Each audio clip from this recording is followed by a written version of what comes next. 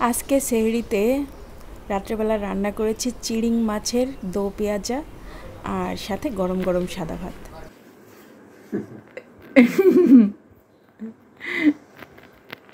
সবসময় তো বাচ্চাদের প্লেট খুব সুন্দর করে সাজিয়ে দিই, কিন্তু মাঝে মাঝে আমি না আমার জামার প্লেটটাও সাজিয়ে দিই।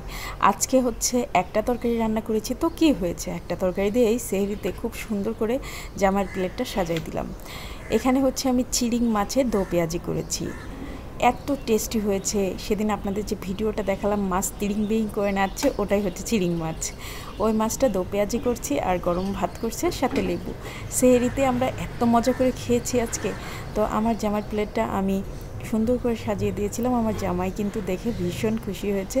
তো মাঝে মাঝে আপুরা, আপনারা যারা আমার মতো মা, 2 বাচ্চার বা 1 বাচ্চার মা, তারা কিন্তু আমরা সবসময় বাচ্চাদেরকে নিয়ে ব্যস্ত থাকি, বাট মাঝে মাঝে কিন্তু হাজব্যান্ডদের নিয়ে একটু ব্যস্ত থাকা উচিত এবং এরকম করে হাজব্যান্ডের প্লেটটাও একটু সাজাই দেওয়া উচিত।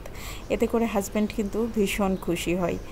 আর আমি না মাঝে মাঝেই তার প্লেটটা এরকম সাজিয়ে দিই। মানে বেশিরভাগ সময় বাচ্চাদের প্লেটটা সাজাই দিতে যেয়ে সময় হয় না হয়তোবা, কিন্তু চেষ্টা করি যে হাজব্যান্ডের প্লেটটাও সুন্দর করে সাজিয়ে দিতে। একটা তরকারি হয়েছে তো কী হয়েছে, তারপর তরকারিটাও ছিল মজা, আর গরম গরম ভাতের সাথে এরকম তরকারি জাস্ট ফাটাফাটি। আজকে সেহরিতে আমার হাজব্যান্ড আমার রান্না খেয়ে খুবই প্রশংসা করেছে, আর এমনিতে বরাবর সে আমার রান্না খেয়ে খুবই খুবই প্রশংসা করে। মূলত তার জন্যই আমার রান্না করতে বেশি ভালো লাগে, কারণ সে আমার রান্না খেয়ে সবসময় প্রশংসা করে, তাই আমার তার জন্য রান্না করতে ভীষণ ভালো লাগে। আমি তার জন্যই মূলত স্পেশালি সব রান্নাগুলো করে থাকি।